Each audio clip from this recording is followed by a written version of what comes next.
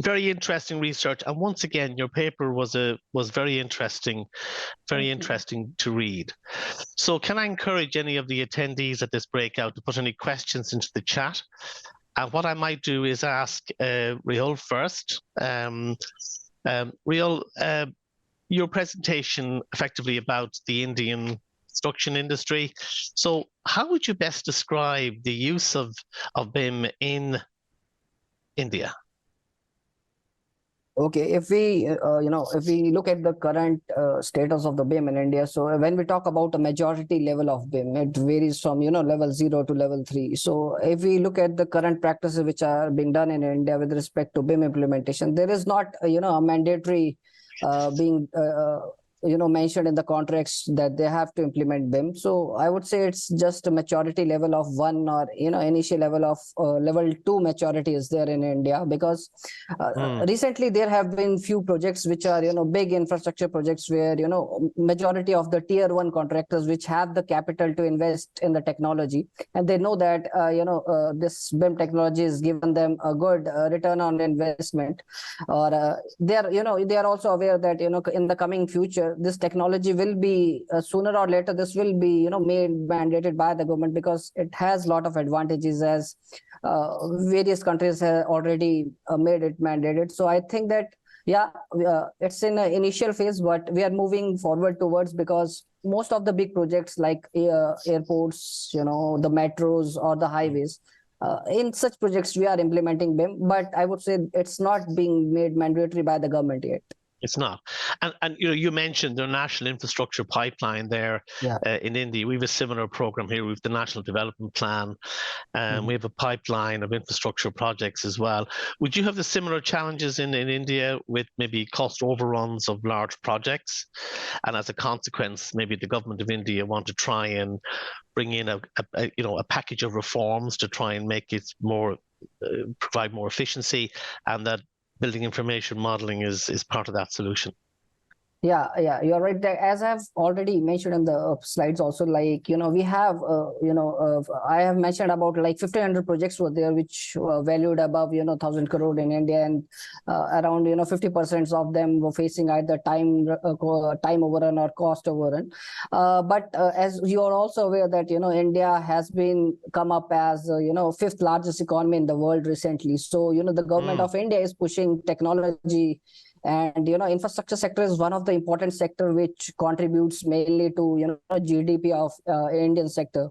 So I would say that yes, the government is starting to see that yes, with the integration of with the integrating and the communication with the stakeholders like big clients, like there have been some L&T is there, then Tata is there in India, which are, seeing the future of BIM in India. And I would say that, yes, the problem of time and cost overrun will be sooner or later solved using BIM implementation. And in your own institute, the Indian Institute of India, or the Indian Institute of Technology, apologies, are you seeing, BIM programs being introduced?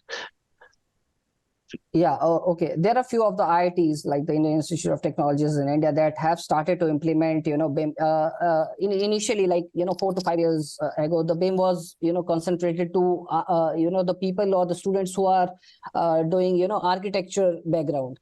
But now we are seeing that, even the civil engineers are aware of what Revit is, what Navis work is, and some other, project management software, be it Primavera or, other softwares.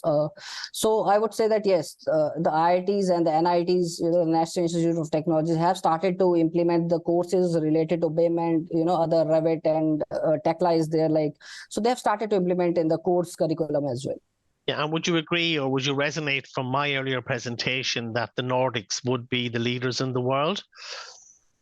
Yeah, I totally agree with your presentation part that, Nordic countries are currently, because I would say that, the government has a major role in this, and they have, standardized the utilization of BIM as well as, mandated BIM in most of the projects in their countries. So I would say, yes, I'll agree with that.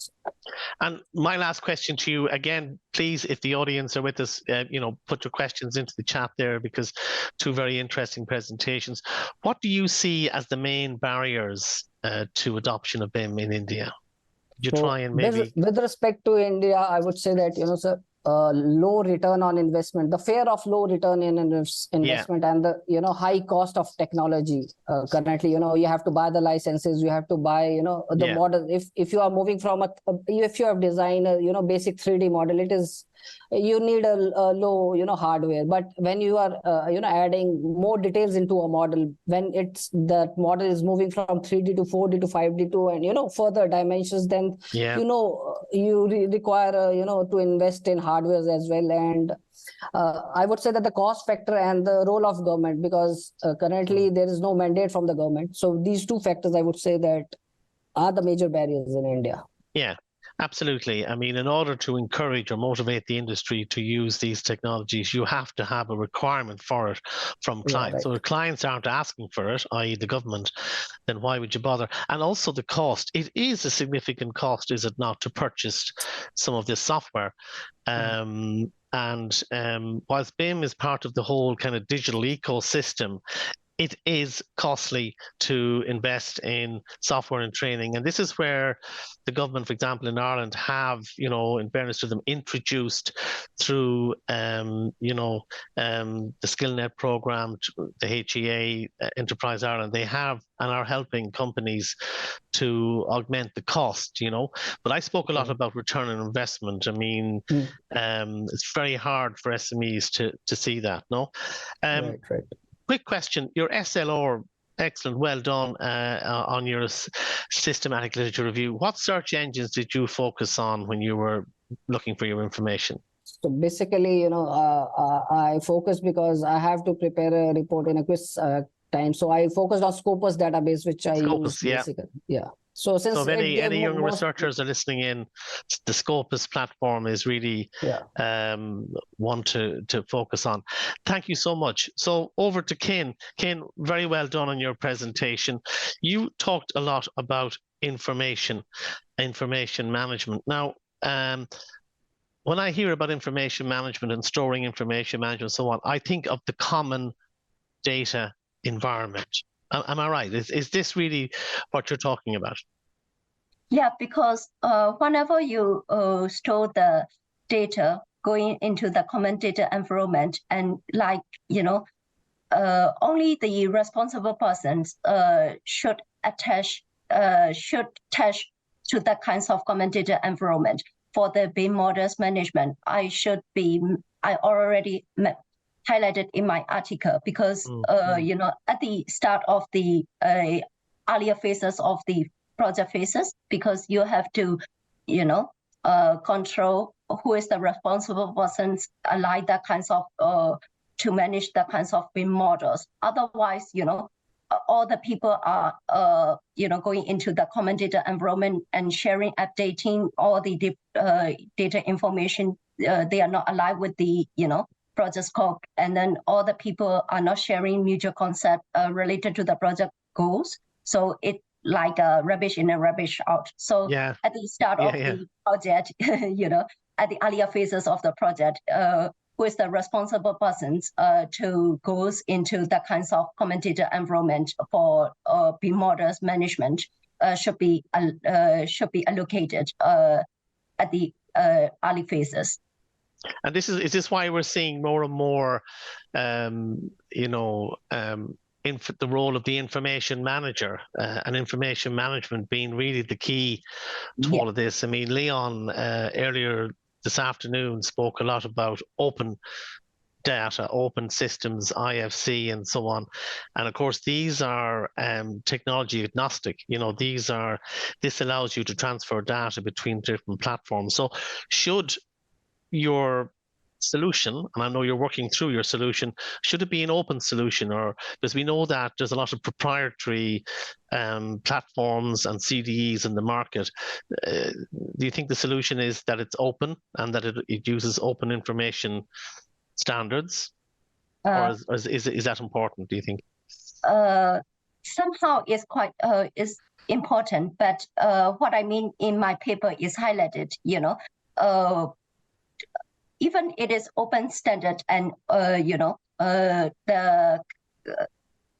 level of the data exchange should be familiarized with the key stakeholders is major, because in your system you can open this file, and in other system of the other project stakeholder, they could be different.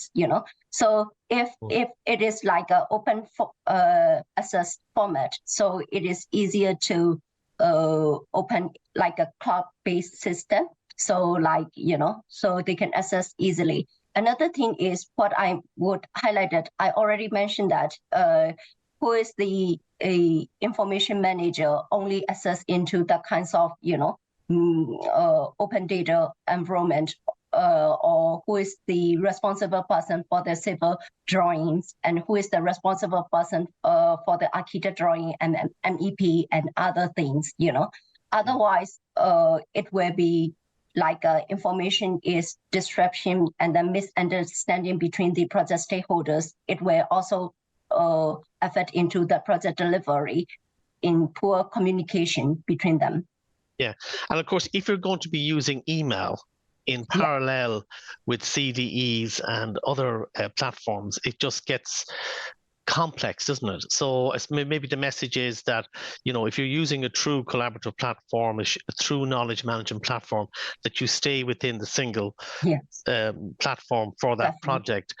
Yeah. My last question to you, do you think your solution will actually accelerate BIM adoption or accelerate digital adoption? Why not? Because my knowledge management lifecycle is based on ISO 19650 Part 1 guidance approach, because it's following like OIR. And then based on that kinds of OIR, we have to deliver some kinds of PIR, EIR, and then AIR, and then PIM, and then AIM. So it is aligned with the information protocols based on the ISO 19650 Part 1 guidance. Because of this, so you can easily adapt into BIM, and also it can accelerate knowledge sharing between project members, and also smooth flow in the information data exchange, and also data documentation for the project stakeholders, who is the only access into the common data environment, not all the other project actors. Thank you, Kin, and thank you, Riol, for your two excellent presentations. And can I wish you both every success in your research? And I hope you can join us tomorrow. And I hope maybe the next time we're hosting an event in Ireland, you can come over to see us in person. So that brings an end to this particular breakout. So just to thank you both for your excellent papers and your excellent presentations, and I want to wish you both very well. Thank you, Alan. Thank you. Thank you, Stu. Bye-bye. Bye. Thank you. Bye. Bye-bye.